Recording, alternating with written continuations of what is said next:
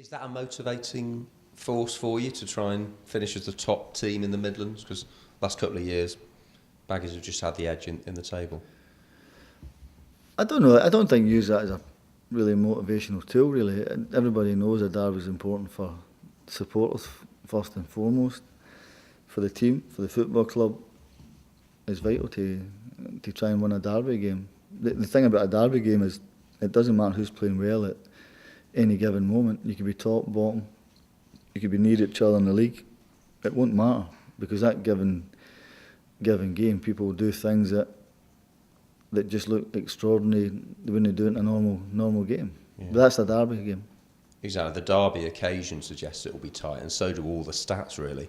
You know, the 2-2 draw at the Hawthorns, the 1-1 draw at Villa Park last season, and the table itself level on points with them, just one goal difference. But that's what I'm saying. Stats can throw things at you. I've been involved in games when I was a player that tight games, and then all of a sudden you win about 6. Or you could beat about 5. It can happen. Derby games are like that. You've got to expect unexpected, but what can happen? And people get caught up into things, and fans come in on another level for what they normally are. Players are the same. You just have to play with your brain and be disciplined in your game. Yeah, there's the whole weekend for the fans to talk about it in the pubs and clubs. That just adds to the anticipation in a way, doesn't it? Playing on the Monday night. Are you a fan of playing on a Monday, or is it a long weekend for you?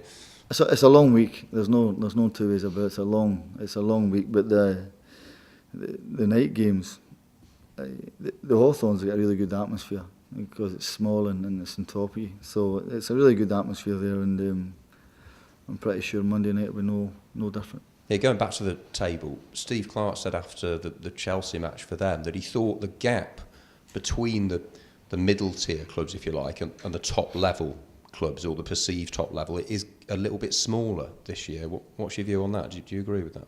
I think he's probably got a point, because some of the results has been thrown up this year. You seem to see some pretty strange results, because you expect the top 6 to be in that bracket, but there seem to be results where, a bit like ourselves, we're taking points off the top clubs. So, but it's not just us. There's other teams done the same. Yeah, 5 more in the tally compared to this time last season. So do you compare that corresponding stages of the season to last one as a sort of yardstick of the progress you're making? No, well, you look at it, but I think if you look at from February onwards to now, the rise has been really far. That's a good thing about it. And if you look at from February to the end of the season, the only teams to beat you were more or less the top ones. So the progress is, I see it every day. So I don't get caught up into too much of that. Yeah, you've talked about Leandro quite a lot recently because of his goal-scoring exploits and the way he's played. But he seems a confident lad, but also very, very grounded as well at the same time. If that's not a contradiction. I don't think he ever lacks that confidence. Yeah. No, he's probably being overconfident sometimes is a dangerous thing. Well, it is. Yeah. You've got to curtail it, but he certainly doesn't lack in that department. Confidence, that's for sure. But you want that, don't you, from him? I'd rather have that, as long as he keeps it intact and there's no arrogance. And he's humble with it, then he's got a chance. Yeah, the other player I wanted to mention is Yakuba Silla.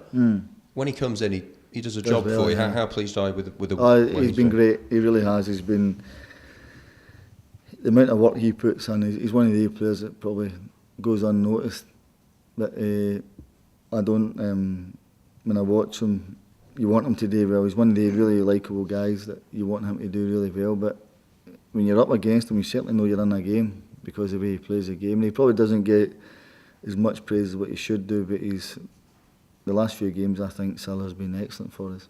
Yeah, and with the clean sheets that you've achieved and you've got that solidity, it isn't just the defenders, is it? It's right throughout the team that you seem to be getting it right in that respect. Well, it's a team. It's a team game. It's important. You have to have a good team spirit, good characters in the building to carry that through. And we've certainly got some really good guys, that's for sure.